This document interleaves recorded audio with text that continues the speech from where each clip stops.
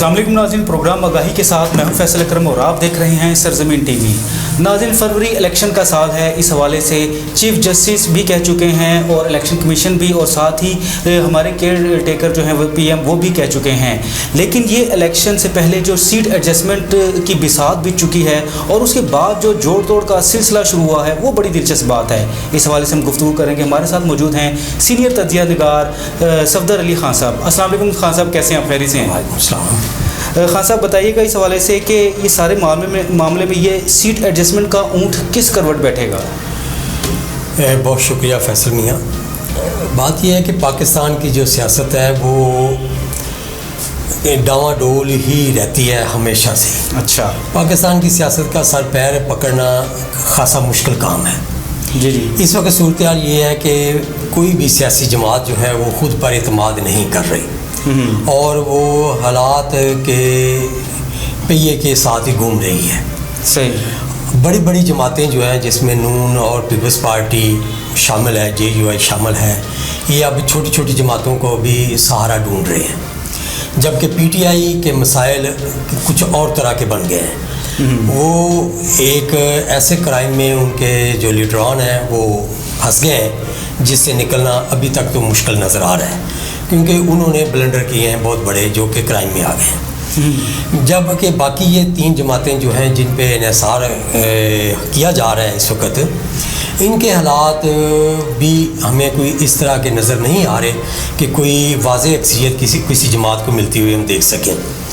और इसके अलावा एक और बदकिस्मती फिर ये शुरू हो गई है कि ब्लेम गेम दोबारा शुरू कर दी गई है। आपने देखे हैं जलसे, ख़ास तौर पे पीपल्स पार्टी जो है वो एक रिदम के साथ रोज़ाना की बुनियाद पर जलसे कर रहे हैं, लेकिन उनके जलसा शुरू से लेकर आखिर तक स्वाय इल्ज़ामात के और कुछ नहीं है। डिमांड्स और इल्ज़ामात ये उन्होंने बात पकड़ी हुई है।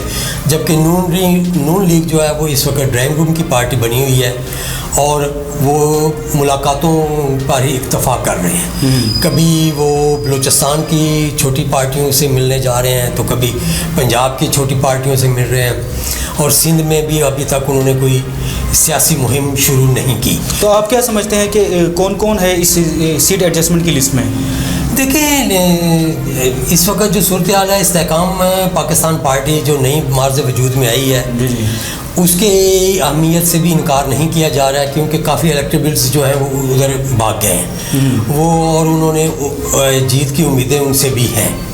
लिहाजा उससे नून लीग की सीट एडजस्टमेंट की बात चल रही है, और पिछले दिनों में शहबाज शरीफ की उनसे मुलाकात उनके घर जाके हुई है।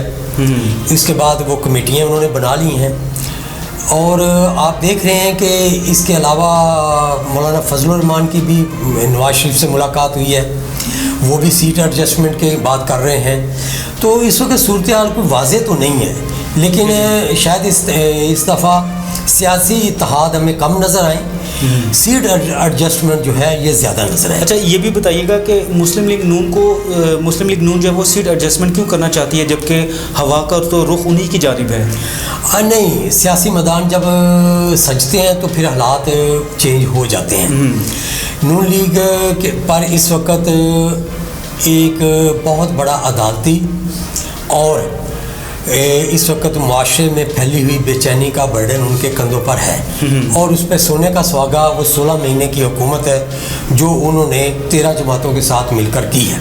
लेकिन चूँकि उसमें ये बड़े पार्टनर थे और ड्राइविंग सीट पर ये बैठे हुए थे, तो तमाम जो मलबा है वो इन पर गिरा हुआ है। इसलिए पब्लिक में बिल्कुल अकेले जाना शायद मुस्लिम लीग इस वक्त अफोर्ड नहीं कर रही। सिंध, बलूचिस्तान और जनूबी पंजाब, इन में तो मस्ट है कि नून लीग दीगर सहारों को ढूंढेगी, जबकि सेंट्रल पंजाब में भी मैं समझता हूँ कि अगर PTI को मौका मिल गया और जो उनका इलेक्शन कमीशन के साथ इस वक्त मसाइल चल रहे हैं उनसे वो किसी तरह निकल गए, लेकिन वहाँ भी उन्होंने चूँकि इलीगैलिटी का एक के ज़रिए खाना पूरी की है जो उन्होंने इलेक्शन कराया नए चेयरमैन का, तो उसमें मुझे नहीं लगता कि वो सियासी तो तकाज़ा पूरा किया है, लेकिन शायद कानूनी तकाज़ा वो पूरा नहीं कर सके।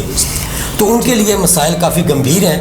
अगर वो मैदान में आ गए بلے کے نشان کے ساتھ، تو پھر میں سمجھتا ہوں نون لیگ کو سینٹرل پنجاب میں بھی ٹف مقابلہ ملے گا.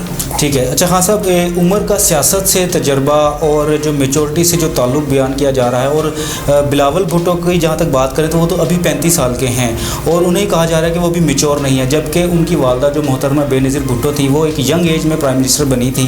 تو یہ اچانک مائنڈ سیٹ کیوں آ گیا ہے مخالفین میں؟ آپ اس کو کس نظر سے دیکھتے ہیں آپ؟ نہیں، یہ ایک مزاح ہے اس طرح کی بات کرنا.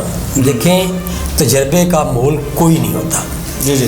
جہاں تک بلاول کی والدہ محترمہ بے نظیر بھٹو شہید کا معاملہ ہے، وہ جن حالات میں سیاست میں آئے وہ پاکستان کے اللہ تعالیٰ کسی اور شخص کو ایسے حالات زندگی میں نہ ملے. ان کے والد جو ہیں وہ پھانسی چڑھ گئے اور ملک اس وقت بہت انتشار میں تھا، مارشل لا کا دور تھا. اس میں ان کی والدہ نے محترمہ نصرت بھٹو نے اور بے نظیر بھٹو نے بہت مار کھائی اور انہوں نے اسٹریٹ پاور کا مظاہرہ کیا اور اسٹریٹس میں جا کے لوگوں کے شانہ بشانہ ہو کے انہوں نے سیاست کی. اس لیے وہ ان کو آپ یہ کہیں کہ وہ بہت میچور سیاستدان تھی. اور ایک یہ ہے کہ وہ اپنی مرضی سے سیاست میں نہیں آئی تھی، ان کو قبل از وقت سیاست میں حالات لے کے آئے. صحیح. ان کا تو یہ ایک ڈفرینٹ ہے. جبکہ بلاول جو ہے یہ بائی پروگرام آ رہے ہیں، لیکن بلاول پہ کیا تبصرہ کرنا، ان کے غبارے سے تو ان کے والد نے ہوا نکال دی ہے کہ ابھی بلاول سیکھ رہا ہے. تو اس پہ تو میرا خیال ہے کہ اب بحث چلیں ہم چھوڑ دیں. لیکن اگلا یہ ہے کہ پاکستان میں اس وقت جو 3-4 آپ کو سیاسی جماعتیں نظر آ رہی ہیں مین سٹریم کی، وہ تمام کے تمام جو سربراہ ہیں وہ تمام ہی آلموسٹ 70 کے لگ بھگ ہیں. کوئی 70 پلس ہیں، کچھ 70 ہونے والے ہیں. تو اس وقت ہماری سیاست تو بڑے آزمودہ کار لوگوں کے ہاتھوں میں ہے، لیکن ان کے جو مسائل ہیں وہ بالکل ایسے ہی نظر آ رہا ہے کہ جیسے بڑے تجربہ کار اور اناڑی لوگ ہیں جن سے معاملات ہینڈل ہونا ابھی تو کوئی مشکل ہی لگ رہا ہے کہ وہ کس ایشو کے تحت عوام میں اپنے آپ کو پاپولر بنائیں گے اور یہ جو مسائل اس وقت موجود ہیں ان کو کس طرح فیس کریں گے. ابھی تک تو کسی کا لاہ عمل ہمیں میدان میں نظر نہیں آ رہا. اچھا، یہ بھی ساتھ بتاتے جائیے گا کہ یہ جو اب 1 مہینے سے بھی کم کا ٹائم رہ گیا الیکشن میں، اور آپ نے سابقہ الیکشن بھی دیکھے ہیں، کیا آپ کو وہ یہ لگ نہیں رہا کہ ان الیکشن میں ان پرانے الیکشن جیسا ماحول نہیں ہے، پبلک میں وہ جو چیز ہونی چاہیے تھی وہ نظر نہیں آ رہی ہے؟ اس حوالے سے کچھ بتائیں گا. یہ سب سے بڑی پریشانی والی بات ہے. ہمارے ملک میں ہر چیز پر ڈاؤٹ کریٹ کرنا جو ہے نا، یہ ہم بائیں ہاتھ کا کھیل سمجھتے ہیں. پازیٹیو بات میں اسی لوگ نگیٹیوٹی کو نکال کر بیٹھ جاتے ہیں اور آدھا گلاس بھرا ہوا نہیں ہم کہتے، ہم آدھا گلاس خالی کہہ کے خوش ہوتے ہیں. یہ جو ہے ہمارا ایٹیٹیوڈ، یہ بہت ہمارے معاشرے کے لیے، ملک کے لیے، ہمارے مستقبل کے لیے یہ خطرناک ہے. ان چیزوں سے ہمیں نکلنا ہوگا. اور آپ یہ دیکھیں کہ ابھی تک یہ فضا جو ہے یہ نہیں بن رہی. آپ درست کہہ رہے ہیں اور آپ نے یہ بڑی اچھی چیز پوائنٹ آؤٹ کی ہے، اور اس پہ ہماری سیاسی جماعتوں کو ہی آگے قدم بڑھانا ہوگا.